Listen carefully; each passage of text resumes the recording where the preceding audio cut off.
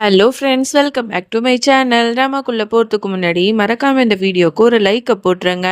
அப்படியே கீழே இருக்கிற ஹை பட்டனையும் கிளிக் பண்ணிடுங்க. சரி வாங்க ட்ராமாக்குள்ள போயிடலாம்.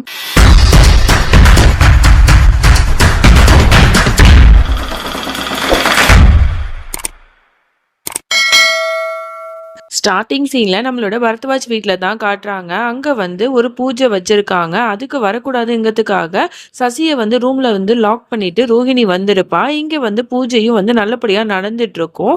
அப்பதான் வந்து இங்க வேலு வந்து சைலண்டா சசியோட ரூம வந்து தொறந்து விட்டுருவான். சசியும் இங்க வந்துருவா.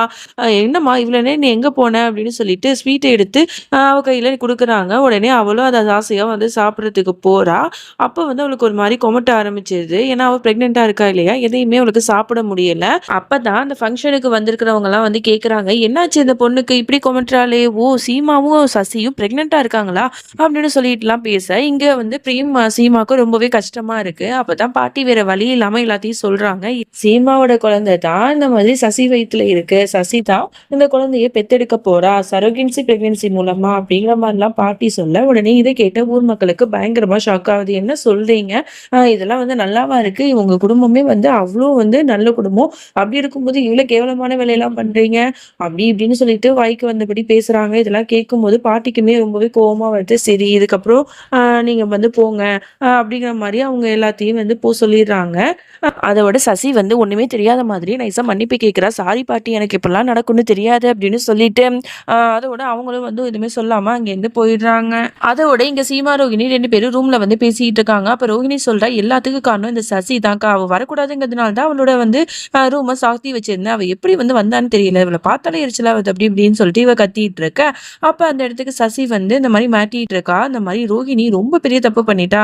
"இந்த பாரு சீமா, நீ தான் உன் தங்கச்சிட்ட சொல்லி வைக்கணும். எனக்கு எதிரா ஏதாவது சதித்திட்டம் பண்ணான்னு வையேன், உன் குழந்தை என் கையில இருக்கு. அதனால நான் என்ன வேணா பண்ணுவேன்." அப்படின்னு சொல்லிட்டு மறுபடியும் மாட்டிட்டு போறா. இங்க சீமாக்கு ரொம்பவே கஷ்டமா இருக்கு. அதோட எல்லாரும் வந்து ஒண்ணா உட்காந்து சாப்பிட்டுட்டு இருக்காங்க. அப்ப வந்து வேணும்னு சசி வந்து, "எனக்கு சாப்பாடு வந்து சுத்தமா வந்து பிடிக்கவே இல்ல. அதனால நான் போறேன்." அப்படின்னு சொல்லிட்டு சாப்பிடாம போயிடுறா. ரூம்ல போயிட்டு நல்லா ஜாலியா டிவி பார்த்துட்டு இருக்கா. சீமாக்கு மனசே கேட்கல. இவ சாப்பிடலன்னா வயித்துல இருக்கிற குழந்தை எப்படி வளரும் அப்படின்னு நினைச்சிட்டு, "இந்த பாரு சசி, உனக்கு என்ன வேணும்னு சொல்லு, நான் செஞ்சு தரேன்." அப்படிங்கிற மாதிரிலாம் போய் ரிக்வெஸ்ட் பண்ணி கேட்டுட்டு இருக்கா. அப்பதான் சசி சொல்றா, "ஓ, நான் என்ன கேட்டாலும் நீ செஞ்சு தருவியா?" அப்படின்னு சொல்ல, சொல்லு." அப்படின்னு கேட்ட உடனே, "எனக்கு நான்வெஜ் சாப்பிடணும் போல இருக்கு. போ போய் செஞ்சுட்டு வா." அப்படிங்கிற மாரி சொல்ல, உடனே இவ பயங்கரமா ஷாக் ஆறா. "என்ன சொல்லிட்டு இருக்க? நான் எப்படி அது செய்ய முடியும்? ஏன்னா நம்ம குடும்பத்துல உள்ளவங்க நான்வெஜ் சாப்பிட மாட்டாங்க அப்படின்னு சொல்லிட்டு உனக்கு தெரியாதா? இது எப்படி நான் பண்ண முடியும்?" அப்படின்னு கேட்டா, "நீ என்ன பண்ணுவ, ஏது பண்ணுவன்னு எனக்கு தெரியாது. ஆனா எனக்கு பிடிச்சது வந்தே ஆகணும்." அப்படிங்கிற மாரி ஸ்ட்ரிக்ட்டா சொல்லிடுறா. வேற வழியே இல்லாம அவளும் கிச்சனுக்கு போறா. அப்ப ரோகிணி கேட்கிறா, "ஆமா, அவ என்னதான் சொன்னா?" அப்படிங்கிற மாரி. "அவ இந்த மாரி நான்வெஜ் சமைக்க சொல்றா." அப்படிங்கிற மாரி சீமாவும் சொல்ல, உடனே வந்து ரோகிணி பயங்கரமா ஷாக் ஆகி பார்க்குறா. அதோட வேற வழியே இல்லாம அவளுக்கு புடிச்ச மாரி சமைச்சு எடுத்துட்டு வந்து குடுக்குறாங்க. சாப்பிட்ட உடனே சசிக்கு ரொம்ப பிடிச்சிருது. ஆஹா ஓஹோன்னு பாராட்டுறா. "பரவாயில்லையே சீமா, நான்வெஜ்ஜே சமைக்க தெரியாதுன்னு சொல்லிட்டு இவ்ளோ அருமையா சமைச்சிருக்கியே." அப்படின்னு சொல்லிட்டு பாராட்டிட்டு இருக்கா. அதோட சாப்பிட்டு முடிச்சதுக்கப்புறம் இங்க வந்து அவங்க 2 பேரும் போனதுக்கப்புறம் அந்த இடத்துக்கு கருணா வராங்க. கருணா வந்த உடனே, என்னம்மா எப்படி இருக்க?" அப்படிங்கிற மாரிலாம் கேட்டுட்டு இருக்கும்போது, அவ தான் அப்ப சொல்றா, இந்த பாருங்க அத்த, இப்பதான் சீமா வந்து ஏதோ கட்லெட் வந்து எடுத்துட்டு வந்து குடுத்தாங்க. அது சாப்பிட்டேன். ஆனா அது வந்து நான்வெஜ் சாப்பிட்ட மாரி தான் இருக்கு. அவங்க வேணும்னே வந்து நான்வெஜ் செஞ்சு எனக்கு குடுத்துட்டாங்க. எனக்கு ஒரு மாதிரி கொமட்டிட்டு வருது." அப்படிங்கிற மாரிலாம் நடிக்க, "என்ன சொல்ற? இந்த சீமாவும் ரோகிணியும் இப்படியா பண்ணாங்க?" அப்படின்னு சொல்லிட்டு கிச்சனுக்கு போயிட்டு அவங்க 2 பேரையும் கத்திட்டு இருக்கா. அந்த சவுண்ட் கேட்டு எல்லாருமே வராங்க. பாட்டி வந்து என்ன பிரச்சனைன்னு கேட்டா, இந்த மாரி சீமா வந்து சசிக்கு நான்வெஜ் சமைச்சு குடுத்துட்டா. நம்மளோட வீட்ல இதெல்லாம் பழக்கம் இல்லன்னு தெரியும்ல. அப்படி இருந்தும் இவ எப்படி பண்ணலாம்?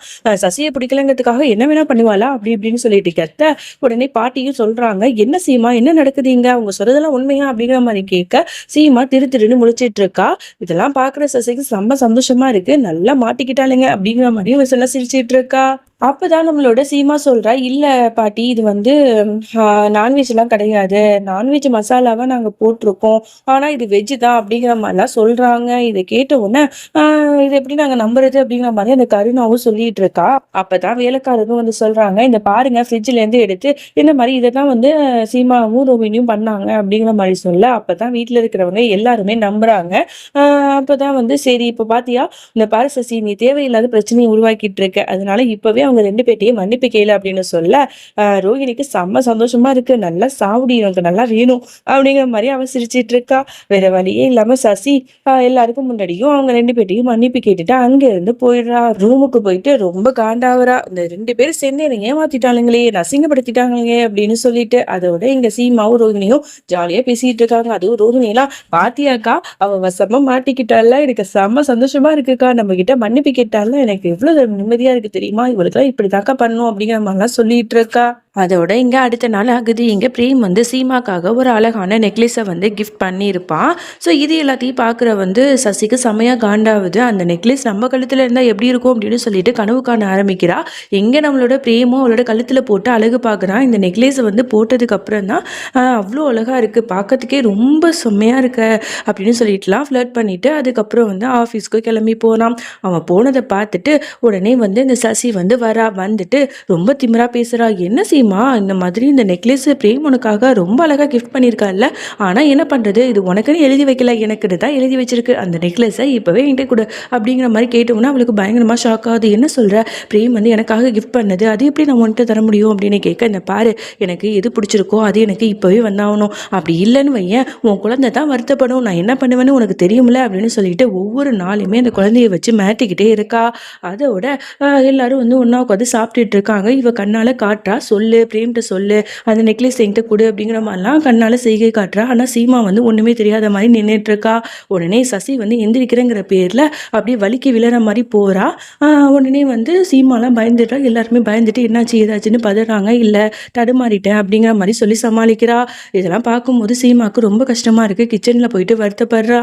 மன்னிச்சிடுங்க பிரேம், வேற வழியே இல்லை, இந்த நெக்லஸை நான் அவள்கிட்ட கொடுத்துதான் ஆகணும் நம்மளுக்கு குழந்தைக்காக அப்படின்னு சொல்லிட்டு எல்லாருக்கும் முன்னாடி சொல்றா. இந்த மாதிரி சசிக்கு வந்து இந்த நெக்லஸ் போட்டா ரொம்ப அழகா இருக்குன்னு எனக்கு தோணுது, அதனால சசி இதை நீயே வச்சுக்கோ அப்படிங்கிற மாதிரி அதை கழட்டி கொடுக்குறா.